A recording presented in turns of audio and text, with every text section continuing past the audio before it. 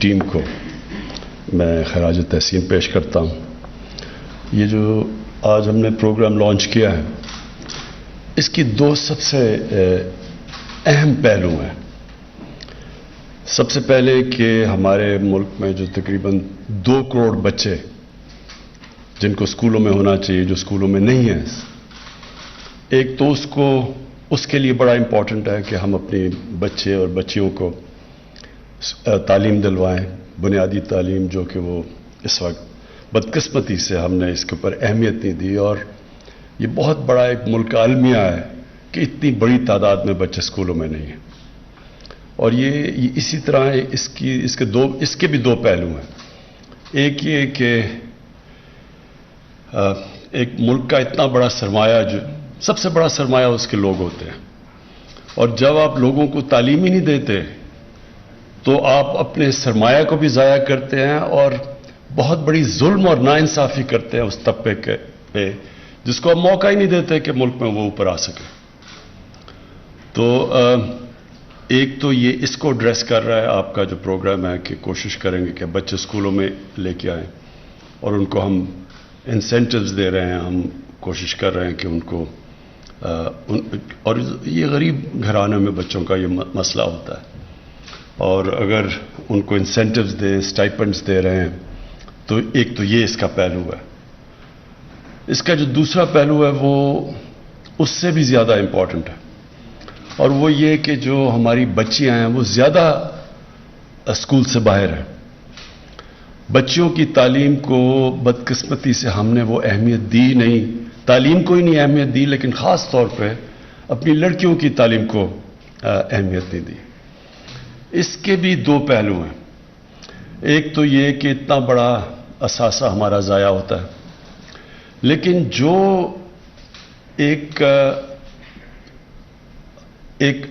پڑھی لکھی خاتون جتنا وہ معاشرہ کو فائدہ پہنچاتی ہے، آدمی اس سے کم پہنچاتا ہے، کیونکہ وہ اپنے بچوں کو تعلیم دے دیتی ہے، وہ ایک اپنا پورا گھر کا نظام بدل دیتی ہے، اور اپنے بالکل جو ہیلتھ ہوتی ہے، بچوں کی صحت ہوتی ہے، جو بچوں کی دیکھ بھال ہوتی ہے، وہ بالکل اس کا جو امپیکٹ ہے وہ معاشرے میں بہت زیادہ ہے۔ اس لیے جو آپ نے زیادہ انسینٹیو دیا بچیوں کو، میں تو اس کی خاص طور پہ تائید کرتا ہوں کہ بچوں کے لیے تعلیم اسٹائپنڈ 1500 کا ہے اور بچیوں کے لیے 2000 کا ہے، تو اس کی میں خاص آپ کو اپریشیٹ کرتا ہوں، کیونکہ ہمیں انکریج کرنا چاہیے ہماری بچیوں کو اسکولوں میں آنے کے لیے۔ اور یہ جو آپ نے گرافس بھی دکھائے، اس میں بڑا واضح فرق ہے، بچے جو اسکولوں میں جاتے ہیں اور جو بچیوں کے ان اندر بہت بڑا گیپ ہے۔ تو یہ جو آج آپ نے لانچ کیا ہے، ایک تو تعلیم کے لیے بچے اسکولوں میں جائیں، لیکن اس سے زیادہ انسینٹیوز دیا ہے، انکریج کیا ہے کہ ہم اپنی بچیوں کو پڑھائیں۔ اور میں ایک کہہ دوں کہ لوگ عموماً باہر کی دنیا، مغرب یہ کہتی ہے کہ جی ہم اپنی بچیوں کو پڑھانا نہیں چاہتے۔ ایسا بالکل نہیں ہے۔ میں پاکستان کے ہر خطے میں گیا ہوں، شاید ہی کسی نے پاکستان کو اس طرح دیکھا ہو جو میں نے دیکھا۔ میں کہیں بھی پاکستان میں نہیں گیا جدھر ماں باپ اپنی بچیوں کو چاہیں کہ وہ پڑھے نہ۔ کوئی بھی میں نے ایسے گھر نہیں دیکھے۔ مسئلے اور ہوتے ہیں، کئی دفعہ اسکول بہت دور ہوتا ہے گھر سے، اور وہ ان کو فکر کرتے ہیں کہ ہماری بچوں کی سیفٹی کے لیے، تو ایک تو یہ وجہ ہوتی ہے۔ پھر دوسرا، اسکولوں کے اندر ٹیچرز ہی نہیں ہوتے۔ ہماری میاں والی کی ایک تحصیل ہے عیسیٰ خیل کی، تو وہاں جو بچوں کے اسکول ہیں وہ عموماً وہاں ٹیچرز ہی نہیں ہیں، تو وہ کیسے بچوں کو پڑھائیں؟ لیکن ہر جگہ مجھے ماں باپ کہتے ہیں کہ ہم اپنی بچوں کے لیے اسکول کھولیں۔ تو یہ نہیں کہ پڑھانا نہیں چاہتے، جو حکومت کی ذمہ داری تھی کہ ان کے لیے فیسیلیٹیٹ کرے، وہ نہیں تھی اب تک۔ تو ایک تو ہم یہ بڑا اچھا جو انشاءاللہ یہ انیشیٹو ہے، اس کا بہت بڑا فائدہ ہوگا۔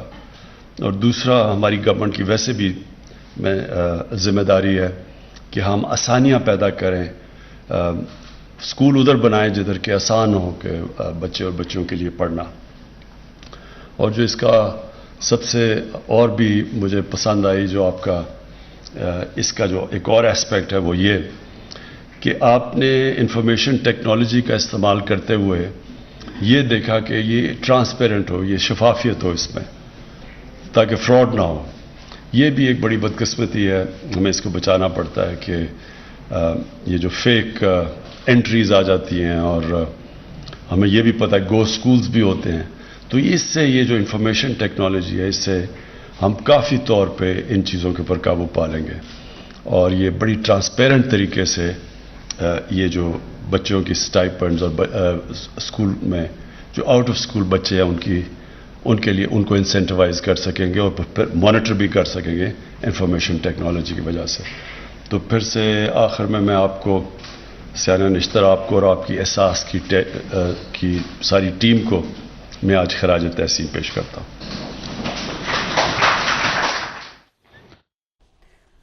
وزیر اعظم عمران خان احساس تعلیم پروگرام کی تقریب سے خطاب کر رہے تھے. احساس تعلیمی وظائف پروگرام کا ملک گیر اجرا کیا گیا ہے اور منصوبے پر وزیر اعظم نے ٹیم کو مبارکباد پیش کی. وزیر اعظم نے کہا کہ بدقسمتی سے بچوں کی بنیادی تعلیم پر توجہ نہیں دی. اس منصوبے کے 2 پہلو ہیں. یہ المیہ ہے کہ اتنی بڑی تعداد میں بچے اسکولوں میں نہیں ہیں. ملک میں لوگ سب سے بڑا اثاثہ ہیں.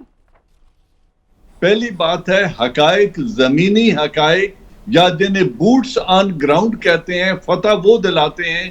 ٹیکنالوجی یا فضاؤں سے یا سیٹلائٹ سے یا ایئر یوز سے آپ کولیٹرل ڈیمیج تو کر سکتے ہیں، آپ کیجولٹیز کر سکتے ہیں، آپ اکوپمنٹ تباہ کر سکتے ہیں، لیکن آپ زمینی حقائق کو تبدیل نہیں کر سکتے.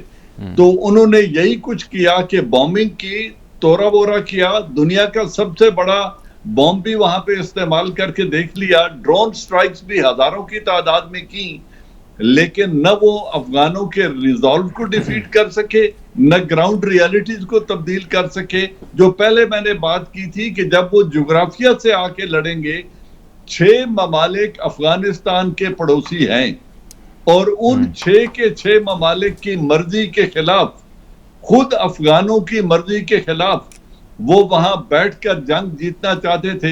ہسٹوریکلی یہ کبھی ہوا نہیں ہے. تو جنرل صاحب یہ بتائیے کہ جس طرح کابل ایئرپورٹ کو وہ تاراج کر کے گئے ہیں اور اکوپمنٹ توڑ گئے ہیں، کیا یہ بھی کوئی بہت ہی ایک پس درجے کی کاروائی نہیں ہے؟ کوئی ایسے وڈرال ہوتا ہے کہ یعنی کابل کا ہوائی اڈہ جو ہے وہ فنکشنل نہیں رہا، مفلوج کر دیا نا بنیادی طور پر. تو دیکھیں، یہ جو ریٹریٹ ہے، دنیا میں شکست کھا کے میدان جنگ سے نکلنا سب سے مشکل آپریشن ہوتا ہے. ریٹریٹ کے وقت نظم و ضبط قائم رکھنا. یہ جنگ ابتدائی طور پہ امورل تھی. افغان 9/11 میں شریک نہیں تھے، افغان عوام نے یہ حملہ نہیں کیا تھا، نہ افغان حکومت نے یہ حملہ کیا تھا. تو جب آپ انتقام لینے کے لیے ایک کمزور ملک کے اوپر چڑھ دوڑے، اور جب آپ کو ڈیفیٹ ہوئی، تو ڈیفیٹ کے وقت وہ 2 امورل کام کر کے نکلے ہیں.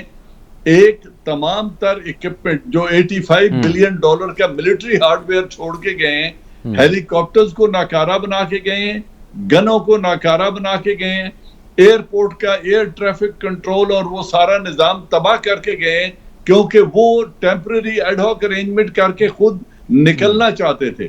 تو یہ ایک شرمناک ریٹریٹ ہے. اور جو نیکسٹ کام وہ امورل کر کے گئے ہیں، وہ $9.2 بلین کے ایسٹس ایک ایسی قوم کے فریز کر کے گئے ہیں جس سے وہ امن کی توقعات رکھتے ہیں. $4.2 بلین جو اینول دینا ہے وہ بند کر کے گئے ہیں. IMF اور ورلڈ بینک سے پابندیاں لگوا کے گئے ہیں، اور ان کو دباؤ ان پہ ڈالا جا رہا ہے کہ آپ امن قائم کریں اور انسانی حقوق کا قیام کریں، جبکہ ان کو وہ بینک کرپٹ کر کے نکلے ہیں. تو یہ تمام تر امورل ایٹیٹیوڈ ہے ایک دنیا کی اس واحد سپر پاور کا جو ایک چھوٹے سے ملک سے 20 برس کے بعد شکست کھا کے نکلی ہے. جنرل صاحب، ایک اور بڑا امپورٹنٹ نقطہ اس بحث میں وہ انڈیا کا ہے. ہم دوپہر بھی آپ سے اسی موضوع پہ بات کر رہے تھے، لیکن اب تازہ خبر یہ ہے کہ قطر میں جو بھارتی سفیر ہیں دیپک متل، وہ ملے ہیں شیر محمد سٹینکزئی سے، جو کہ دو آفس کے سربراہ ہیں طالبان کی جانب سے. یہ پہلی ایسی سرکاری ملاقات ہے سفارتی سطح پر جب سے طالبان کابل میں آئے ہیں. تو ڈوبل صاحب کی پالیسیز تو اپنی جگہ ناکام ہو گئی, انویسٹمنٹ اپنی جگہ رہ گئی, تو اب یہ جو رابطہ انہوں نے کیا ہے اس سے کیا پیغام جاتا ہے, اور جو امراللہ صالح کو لے کر بھارتی میڈیا واویلا کر رہا ہے اس سے وہ کیا تاثر دینا چاہ رہے ہیں؟ دیکھیں اب بھی انفارچونیٹلی بغل میں چھری اور منہ میں رام رام یہ وہی کر رہے ہیں. ایک طرف امراللہ صالح کو پنجشیر کے اندر وہ سپورٹ کر کے پنجشیر کی بغاوت کے لیے اکسا رہے ہیں, اور دوسری طرف دوحہ میں طالبان کے ریپریزنٹیٹو سے ان کا ڈپلومیٹ ملاقات کر رہا ہے. تو اس طرح کی دوگلی پالیسی کبھی پھل آور ثابت ہوتی نہیں ہے. افغانستان کی جو حکومت بنے گی, یس وہ ایک ساورن سٹیٹ ہے اور ان کو حق پہنچتا ہے جس سے دلہ بات کریں, ہندوستان بھی ان کے ساتھ بات کرے, لیکن اگر ہندوستان یہ چاہے کہ وہ ان کی سرزمین کو خود افغانوں کے مفاد کے خلاف استعمال کرتے ہوئے ان کے لیے بدنامی کا باعث بنے گا, تو India will fail once again, کیونکہ ان کے 10,000 تربیت یافتہ آفیسر جو دہرادون سے ٹریننگ کر کے گئے تھے انہوں نے 15 دن بھی مقابلہ نہیں کیا, کیونکہ ان کا نیریٹو رانگ تھا اور وہ صرف بدامنی کے خواہاں تھے. وہ چاہتے تھے بدامنی ہوتی رہے اور وہ ان کی سرزمین کو استعمال کرتے رہیں, لیکن اب ایسا ہوگا نہیں.